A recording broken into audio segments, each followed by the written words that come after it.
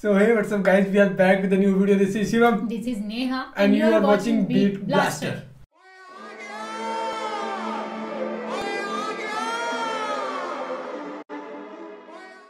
So आपके लिए लेके आ गया 15th पार्ट मोहम्मद सब के लिए पार्ट 15. So हम धीरे धीरे रिएक्शन कर रहे हैं, जैसे आप सभी को पहले पार्ट में बता चुके हैं, इसमें फिर से बता रहे हैं कि थोड़ा सा बिजी हैं, थोड़ा आपके लिए तो शायद ज्यादा ही होगा, इतना ज्यादा वेट करना, 9-10 तक बिजी हैं हम.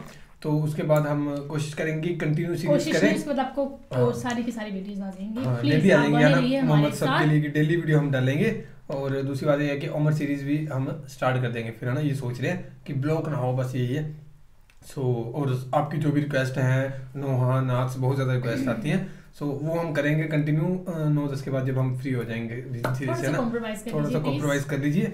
बाकी फिलहाल करते हैं स्टार्ट इसको और सुनते हैं इस पार्ट में. बाकी ये थोड़ा सा रिकैप तो कर ही देंगे हमें भी और आपको भी, हैं रिपैक कर देंगे वही. कर प्ले जी. अस्सलाम वालेकुम दोस्तों, कैसे हो? उम्मीद है कि सब खैरियत से होंगे. अल्लाह आप लोगों को ऐसे ही खुश रखे.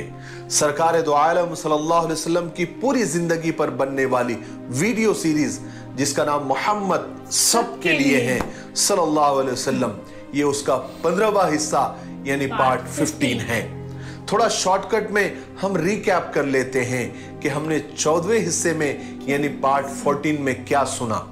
हमने सुना कि हुजूर पाक सल्लल्लाहु अलैहि वसल्लम की जवानी किस तरह खुदा की इबादत में गुजरी और किस तरह आप सल्लल्लाहु अलैहि वसल्लम सबसे अलग थलग होकर गार हिरा में जाकर कई दिन वहां पर गुजारते और मालिक कायनात को याद फरमाते.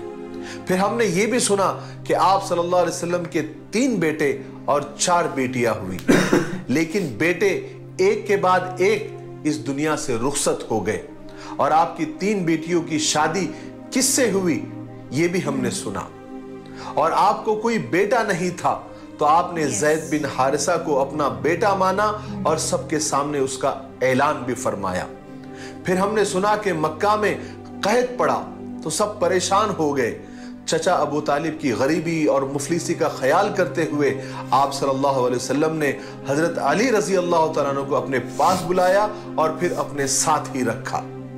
चलिए अब आगे सुनते हैं. अब रसूल पाक सल्लल्लाहु अलैहि वसल्लम की उम्र 40 साल हो चुकी थी और आप इस वक्त सच्चाई के बिल्कुल करीब पहुंच चुके थे.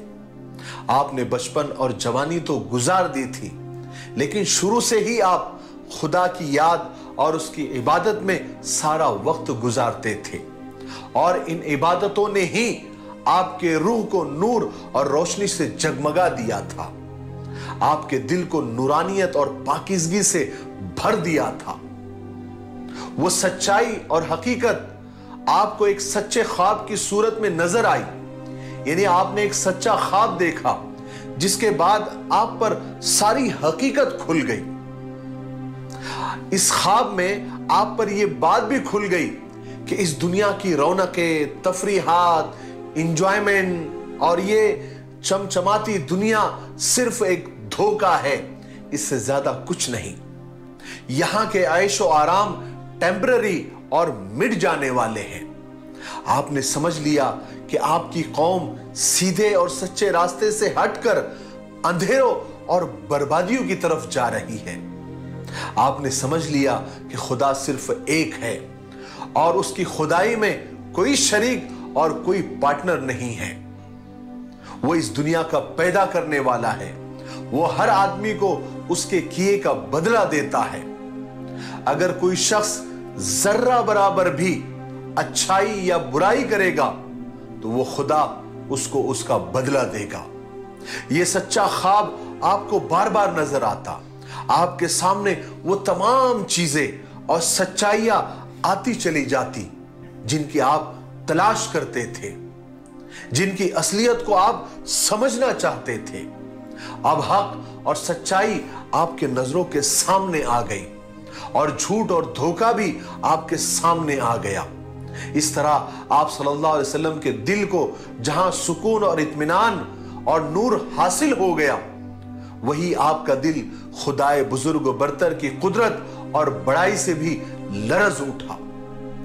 बरसों तक सच्चाई को तलाश करने के बाद جب آپ صلی اللہ علیہ وسلم نے اس کو پا لیا، اگرچہ آپ کے دل کو سکون اور اطمینان حاصل ہو گیا تھا، لیکن ان سچائی کے راز کھل جانے کے بعد جب آپ نے اپنی قوم پر نظر ڈالی تو آپ کا دل خوف اور دہشت سے کانپ اٹھا۔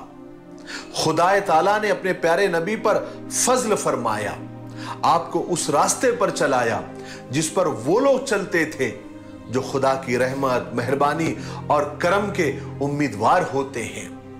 لیکن آپ کی قوم اندھیروں گمراہیوں میں بھٹک رہی تھی۔ اس کو سمجھانے والا کون ہوگا، کہاں سے آئے گا اور کیسے سمجھائے گا؟ آپ کو ہمیشہ یہ سوچ رہتی تھی، اس وجہ سے آپ ہمیشہ غمگین بھی رہتے تھے۔ تو وہ خواب آپ کے سامنے صبح کی روشنی کی طرح آ جاتا اور آپ بار بار اس خواب کو دیکھتے، جس سے وہ سارے راز آپ پر کھل جاتے جو اب تک آپ سے چھپے ہوئے تھے۔ اب ہمارے نبی پر وحی نازل ہونے کا وقت قریب آ چکا تھا۔ انسانیت کی تاریخ کا آخری پنہ پلٹنے والا تھا۔ قدرت کے ہاتھ جنبش کرنے والے تھے اور خدا کی طرف سے ایک بڑی ذمہ داری آپ کو سونپی جانے والی تھی کہ آپ سارے انسانوں کو خدا سے ڈرائیں، انہیں سیدھا راستہ بتائیں۔ جب یہ سچے خواب آپ کو نظر آنے لگے، اس وقت سے آپ کا دل دنیا سے بالکل اچاٹ ہو گیا تھا۔ آپ ہر وقت تنہائی میں خدا کو یاد فرماتے تھے۔ اس کے بعد رمضان کا مبارک مہینہ آ گیا۔ حضور پاک صلی اللہ علیہ وسلم اپنے عادت کے مطابق غار حرا تشریف لے گئے اور خدا کی یاد میں مشغول اور مصروف ہو گئے۔ جب گھر والوں میں سے کوئی کھانا وغیرہ لے کر غار میں آتا اور آپ کو خیریت سے دیکھتا تو انہیں اطمینان ہو جاتا اور گھر والے آپ کی طرف سے صدقہ اور خیرات بھی کرتے اور آپ کے لیے دعائیں حاصل کرتے۔ اس طرح رمضان کے کئی دن گزر گئے۔ ایک رات جب اندھیرا کپ کپانے لگا، جیسے اجالے کے لیے جگہ خالی کرنی ہو، یعنی سحر ہونے کو تھی، برائیاں پسینہ پسینہ ہو رہی تھی، نیکیوں کا دور شروع ہونے والا تھا، ہدایت کا ستارہ انقلاب کے جھروکوں سے جھاگ رہا تھا، کائنات کا ذرہ ذرہ تبدیلی محسوس کر رہا تھا۔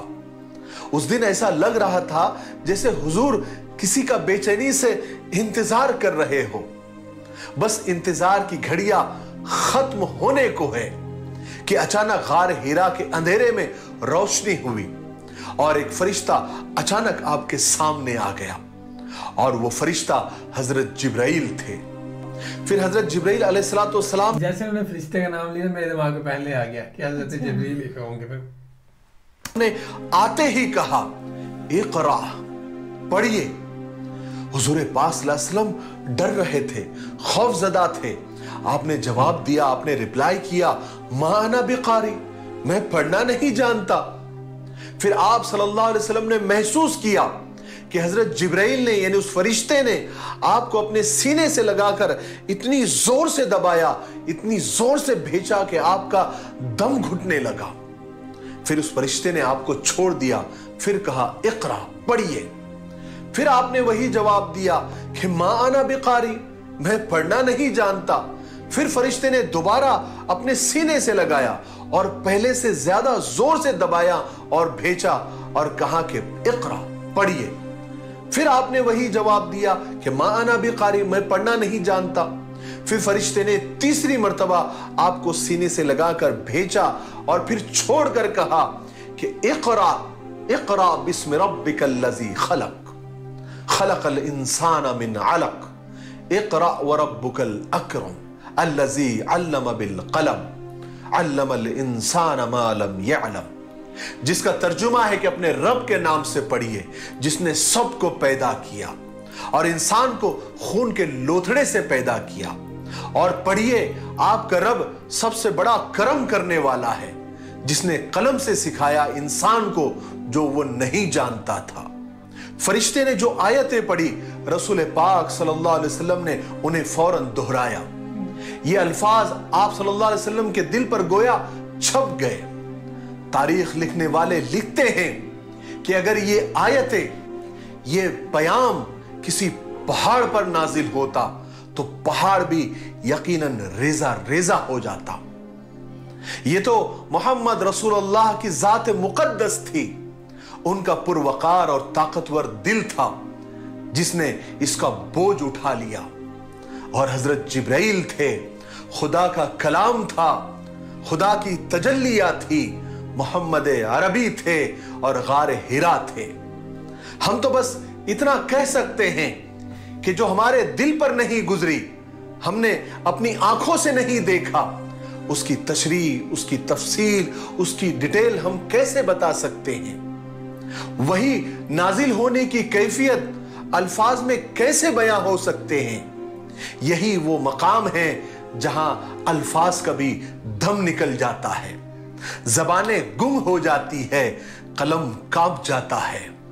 हम तो बस इतना कह सकते हैं कि गार हिरा की तकदीर चमक गई, उसका जर्रा जर्रा रश के तूर बन गया। आखिरकार हुजूर पाक सल्लल्लाहु अलैहि वसल्लम गार हिरा से डरते कांपते हजरत खदीजा रजी अल्लाह तआला अन्हा यानी अपने घर तशरीफ लाए।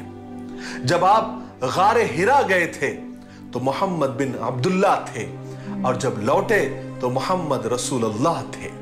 सुभान अल्लाह। लेकिन आप पसीने से बिल्कुल भीगे हुए थे।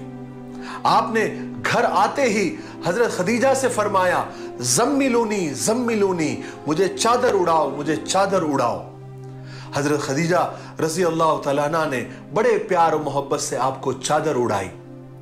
और हजरत खदीजा सोच रही थी कि शायद आपकी तबीयत खराब हो गई है, आपको बुखार हो गया है।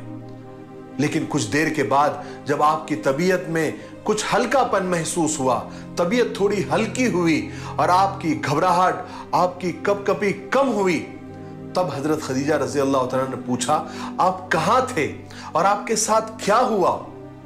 तो सवाल के जवाब में हुजूर पाक सल्लल्लाहु अलैहि वसल्लम ने सारा किस्सा सुनाया।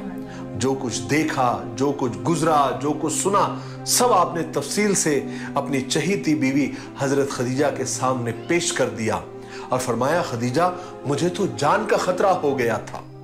फिर हजरत खदीजा ने तसल्ली के वो जुमले हुजूर से कहे जो तारीख में सुनहरे हरफों से लिखे हुए हैं, जो कयामत तक आने वाले हर बीवी के लिए एक मिसाल और एक एग्जाम्पल है कि जब शौहर तकलीफ और परेशानी और मुसीबत में हो तो किस तरह तसल्ली दी जाती है, ढारस बंधाई जाती है, हौसला दिया जाता है।